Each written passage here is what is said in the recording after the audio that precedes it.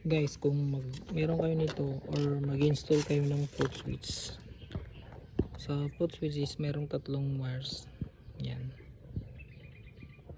So tignan nyo muna kung ano yung position ng float switch. So sa tatlo na yan is tatlo lang yung kukunin natin. So tignan natin yung position kasi dapat naka ganyan siya. Yan. Wait lang, back mo.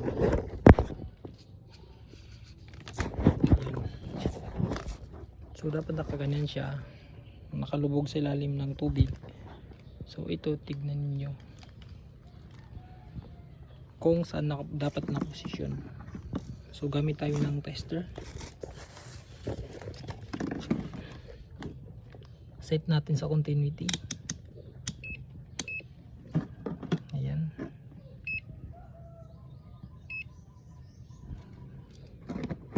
Short muna natin.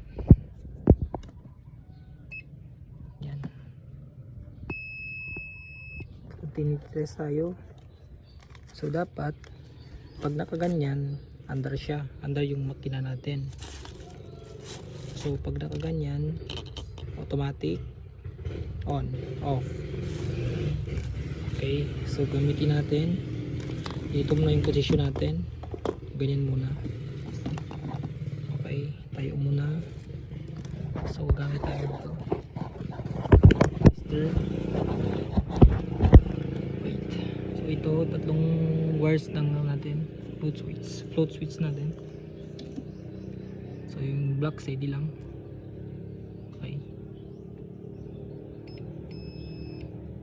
Okay, so pag ganyan dapat ito yung kunin natin, yung black at saka yung brown.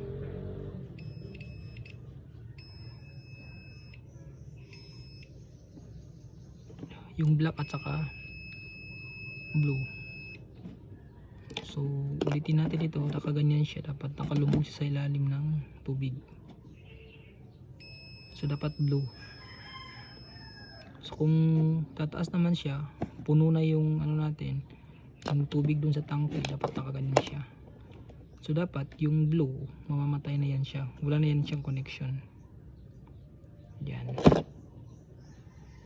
Ayan. So pag naka empty naman, kukuha siya ng tubig under yung makina, dapat nakatayo yan dun sa position sa ilalim ng tangke. Yan. So ito yung gagamitin natin, itong black at saka yung blue sa ganitong position. Okay, so ganyan siya.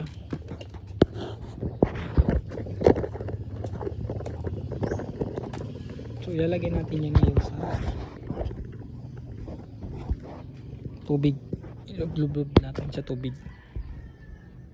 Ganyan. Yun. So pagka ganyan, ibig sabihin puno na yung tangke. Subukan natin dito sa kabila. So ayan.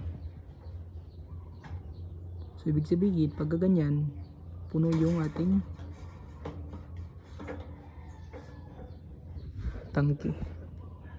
So ito yung dati, papalitan natin. Yan, papalitan natin ito.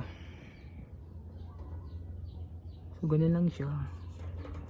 Tanggalin natin dito.